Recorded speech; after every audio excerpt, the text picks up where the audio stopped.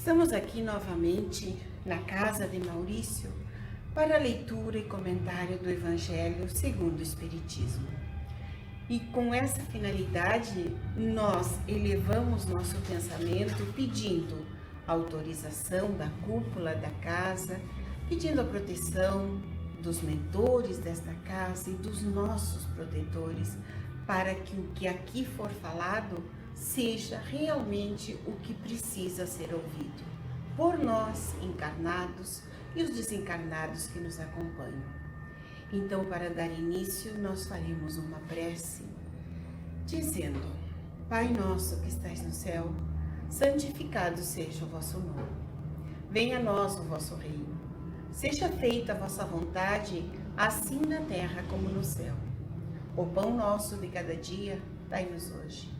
Perdoa as nossas ofensas, como nós perdoamos a quem nos tem ofendido. Não nos deixes cair em tentações, mas livra-nos de todo mal. Amém. Então, com esta prece, nós damos início ao nosso trabalho, passando a palavra à nossa irmã encarregada do Evangelho no dia de hoje.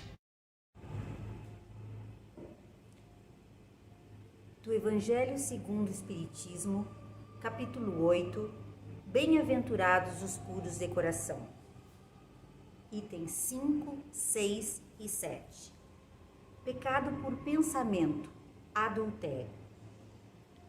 Vós aprendestes o que foi dito aos antigos: não cometereis adultério.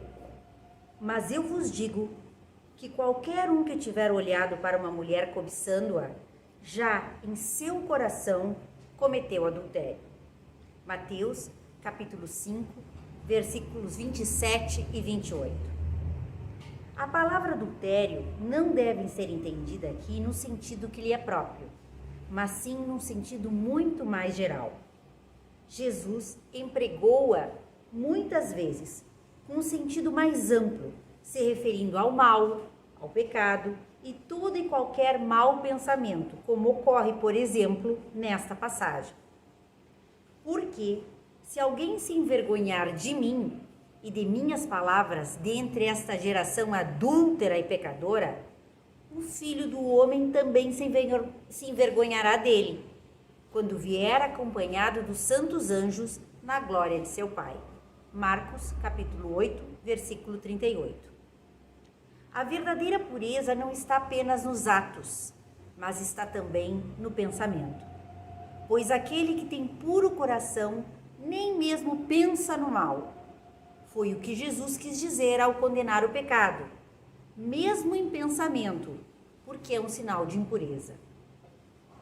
Este ensinamento levanta uma questão e se pergunta: sofremos as consequências de um mau pensamento que não produziu nenhum efeito? Cabe aqui fazer uma importante distinção. À medida que a alma comprometida no mau caminho avança na vida espiritual, vai se esclarecendo e se desfaz pouco a pouco de suas imperfeições, conforme a maior ou menor boa vontade que o homem emprega em razão do seu livre-arbítrio. Todo mau pensamento é, portanto, o resultado da imperfeição da alma, mas de acordo com o desejo que tiver de se purificar, até mesmo esse mau pensamento torna-se para ela um motivo de progresso, pois a repele com energia. É um sinal de esforço para se apagar uma imperfeição. Desta forma, não cederá à satisfação de satisfazer-se o mau desejo e, após ter resistido, se sentirá mais forte e alegre com a sua vitória. Aquela que, ao contrário, não tomou boas resoluções e ainda procura a ocasião de realizar um mau ato, se não o fizer, não será por não querer, mas sim pela falta de oportunidade favorável, ela é assim tão culpada quanto se o tivesse praticado. Resumindo, a pessoa que nem sequer tem o pensamento do mal já realizou um progresso. Para aquela que tem esse pensamento, mas o repele, o progresso está em vias de realizar-se. Aquela, enfim, tem esse pensamento e nele se satisfaz, é porque o mal ainda exerce nela toda a sua influência. Numa, o trabalho está feito, na outra, está por fazer. Deus, que é justo, leva em conta todas essas diferenças ao responsabilizar os atos e os pensamentos do homem. Nós temos nesse item pecado por pensamento adultério, nessa explicação, nessa nota de Kardec, mais uma vez, uma forma uma passagem onde o Cristo se expressa dando uma maior amplitude na sua mensagem. Não através de uma parábola, mas através do emprego do vocábulo adultério. Aqui ele não se restringe ao adultério propriamente dito, como nós conhecemos como a traição num relacionamento afetivo. Ele abrange, ele dá uma amplitude a essa significação, fazendo que o adultério seja visto como uma outra significação, como pecado, como um desregramento, uma quebra da lei divina e, finalmente, como um mau pensamento. E é aqui que nós queremos analisar essa mensagem do Cristo. Ele fala que toda má ação nasce de um mau pensamento, porque os nossos pensamentos estão ligados às nossas imperfeições, a nossos desvios, às nossas imperfeições de alma.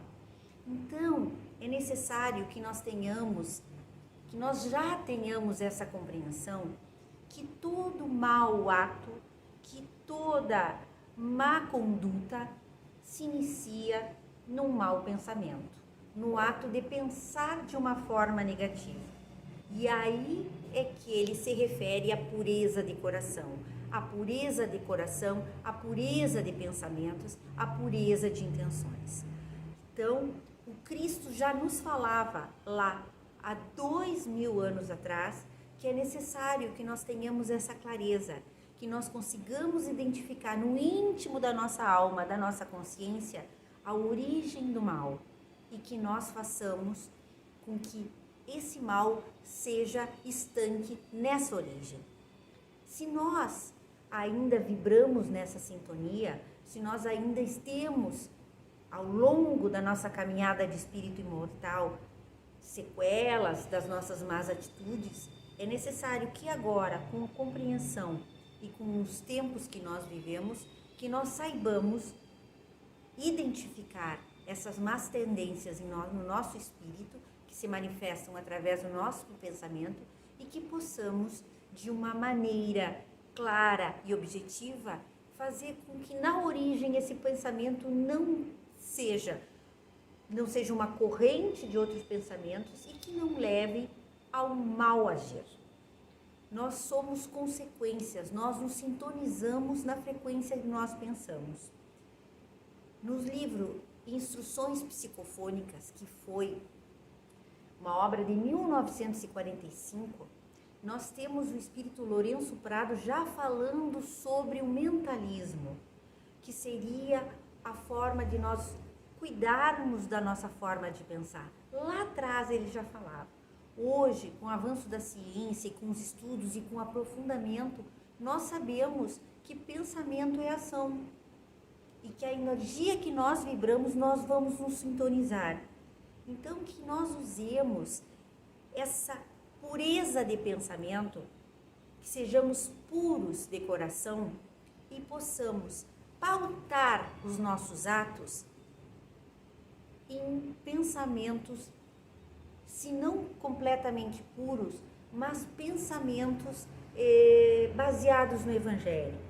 Que nós possamos analisar as nossas ações e, se porventura nós nos encontrarmos com uma tendência a ter maus pensamentos, que nós usemos da nossa fé, do conhecimento do Evangelho, para que esse pensamento ele não cresça nas nossas atitudes e no nosso padrão vibratório.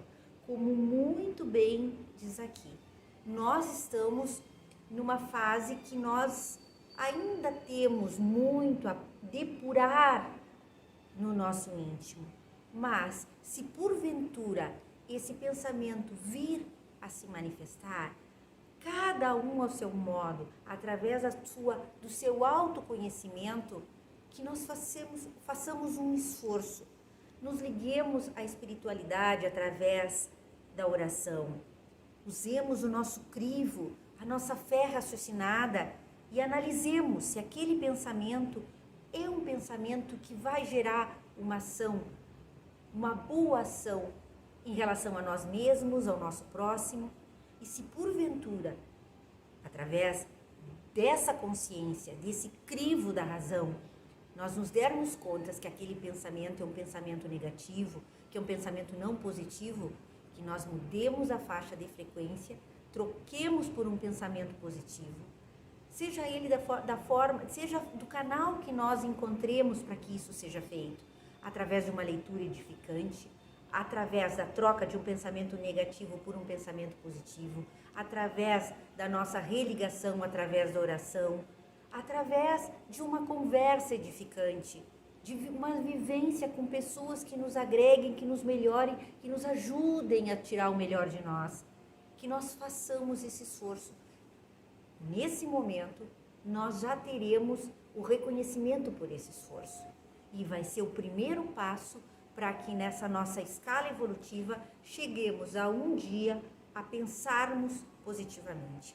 E no momento que nós só tivermos pensamentos bons, é o reflexo de que a nossa alma, que o nosso espírito está puro.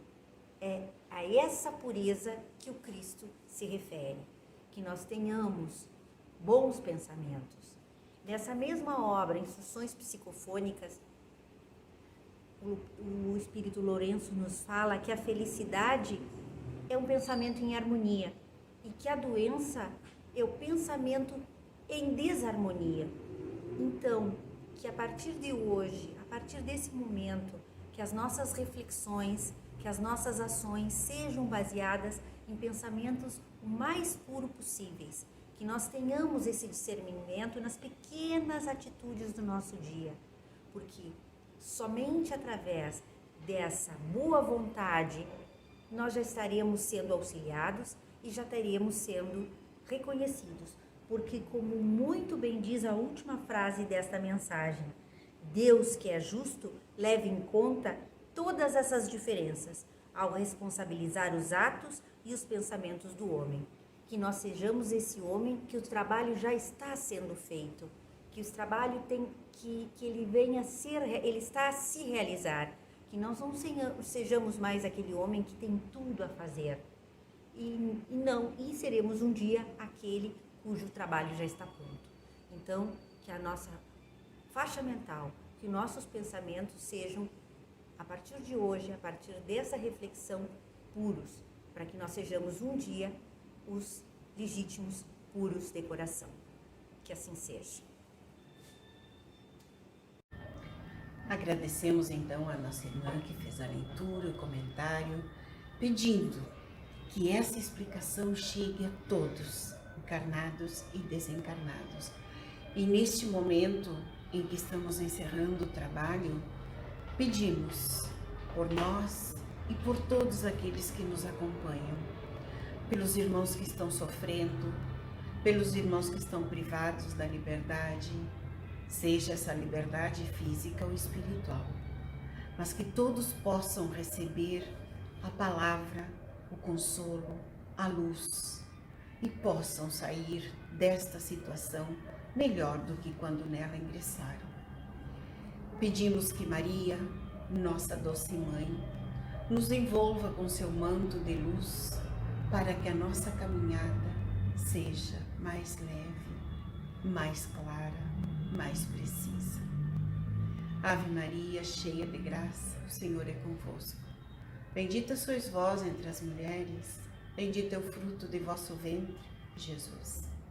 Santa Maria, Mãe de Jesus, rogai por nós, pecadores, agora e na hora do nosso desencarne. Que a paz e a luz permaneça sempre conosco.